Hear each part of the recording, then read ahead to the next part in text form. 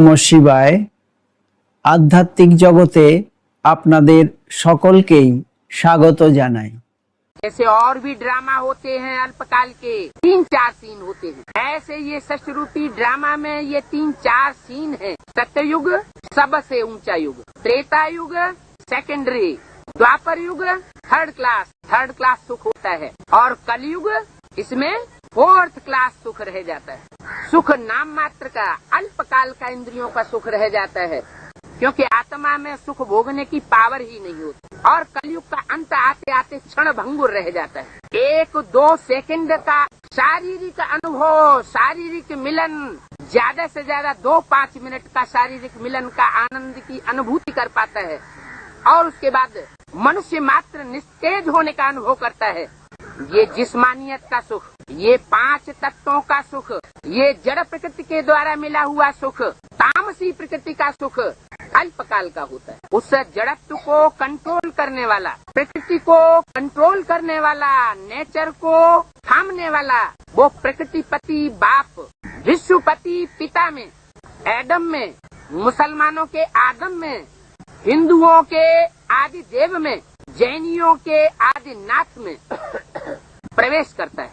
क्योंकि उस supreme soul को अपना शरीर नहीं होता, वो तो सदा शिव है, सदैव ज्ञान स्वरूप है। इसलिए वो इस सृष्टि पर आते हुए भी, शरीर में प्रवेश करते हुए भी, जैसा गीता में लिखा है, प्रवेश तुम, मैं प्रवेश करने योग्य हूँ। शरीर में आने के बावजूद भी उसका कोई पाप कर्म और पुण्य कर्म नहीं बनता। वो तुरीय सोल है, परम पिता है। जो भी आत्माएं हैं, मनुष्य आत्माएं हैं, पशुओं की आत्माएं हैं, कीड़े मकोड़ों की आत्माएं हैं, वो सब आत्माओं का पिता है।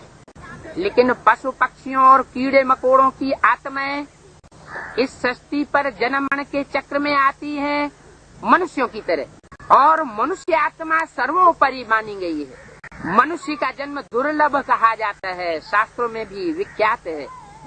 বাবা এখানে একটা উদাহরণ দিয়ে বললেন, যেমন আমরা আমাদের সমাজ জীবনে আমরা বিভিন্ন রকমের নাটক দেখি, বিভিন্ন রকমের থিয়েটার, সিনেমা, বায়োস্কোপ দেখি, সেখানে সেই নাটকের ভেতরে 3-4টে ছোট ছোট সিন থাকে।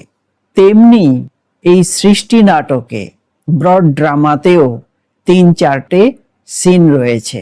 তার মধ্যে প্রথম সিনটা হলো সত্যযুগ, যেখানে সবকিছুই সত্য, মিথ্যার কোনো নাম নিশান নেই, সেই যুগটা সর্বোচ্চ। তারপরে দ্বিতীয় সিন হলো ত্রেতা যুগ, কিছুটা গৌণ। তারপরে দ্বাপর যুগ, তৃতীয় শ্রেণীর, এবং সেখানে তৃতীয় শ্রেণীর আনন্দ সুখ আছে। এবং কলিযুগে কেবল চতুর্থ শ্রেণীর আনন্দ সুখ অবশেষ থেকে যায়। সুখ নামমাত্র, ইন্দ্রিয়ের আনন্দ খুব অল্প সময়ের জন্যই থাকে। কারণ আত্মার আনন্দ সুখ অনুভব করবার জন্যে আত্মার ভিতরে যে শক্তির প্রয়োজন, সেই শক্তি কলিযুগের শেষে থাকে না। তাহলে আমরা জানলাম যে আত্মা সুখী হবে, সুখ ভোগ করবে, তার জন্যেও আত্মশক্তির প্রয়োজন। আত্মাতে যদি শক্তি না থাকে, তাহলে যতই সুখ স্বাচ্ছন্দ্যের মধ্যে, বিভিন্ন রকমের সাধনের মধ্যে রাখা হোক না কেন, সে কিন্তু সুখী হতে পারবে না। বাবা বললেন যে কলিযুগে কেবলমাত্র যা কিছু সুখ স্বাচ্ছন্দ্য সব ক্ষণস্থায়ী। 1 বা 2 সেকেন্ডের শারীরিক অভিজ্ঞতা, শারীরিক অনুভব, শারীরিক মিলন, সর্বাধিক 2 থেকে 5 মিনিটের শারীরিক মিলনের আনন্দ অনুভব করতে পারে আত্মা কলিযুগের শেষে এসে। পরে সে সমস্ত মানুষ, যে যতই বাহুবলী হোক না কেন, যে যতই শক্তিশালী হোক না কেন, শারীরিক সক্ষমতার অধিকারী হন না কেন, কিন্তু তারপরে সে শারীরিক মিলনে, স্ত্রী পুরুষের মিলনে সে নিস্তেজ বোধ করে, শক্তিহীন অনুভব করে। তার সমস্ত আনন্দ সুখ সমাপ্তি হয়ে যায় 2-5 মিনিটের ভিতরেই। এই যে শরীরের আনন্দ, শারীরিক আনন্দ, পঞ্চভূতের যে এই আনন্দ, জড় প্রকৃতির থেকে যে প্রাপ্ত আনন্দ, তামসী প্রকৃতির যে আনন্দ, এই সমস্তটাই ক্ষণস্থায়ী। সেই জন্য পরম পিতা পরমাত্মা তিনি একমাত্র এই জড় প্রকৃতিকে নিয়ন্ত্রণ করেন এবং তিনি সেই জড়ত্বকে চৈতন্যতে পরিবর্তন করেন। যিনি প্রকৃতিকে সম্পূর্ণ নিয়ন্ত্রণ করেন, যিনি প্রকৃতিকে ধারণ করে রাখেন, আগলে রাখেন, সামলে রাখেন, তিনি প্রকৃতির স্বামী পরম পিতা পরমাত্মা, যার ওপরে আর কোনো পিতা নেই। সমস্ত ব্রহ্মাণ্ডের পিতা সুপ্রিম সোল শিব, তিনি জগতের স্বামী, জগতের পিতা, যাকে খ্রিস্টান অ্যাডম বলে।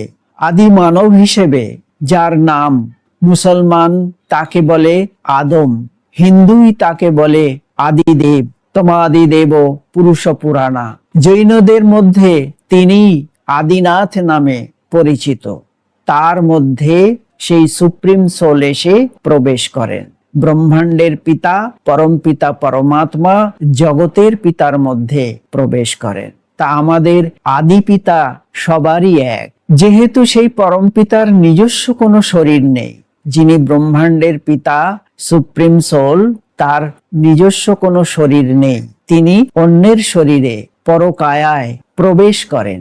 তিনি হলেন সদাশিব, সর্বদা জ্ঞানের আকারে থাকেন। তিনি এই পৃথিবীতে আসার সময়ও তিনি এমন একটি শরীরের মধ্যে প্রবেশ করেন যিনি পতিত, পুরনো, সবচাইতে পুরনো, কিন্তু তবুও সেই পতিত শরীরের মধ্যে প্রবেশ করার পরেও তিনি কিন্তু সম্পূর্ণ পবিত্রই থাকেন।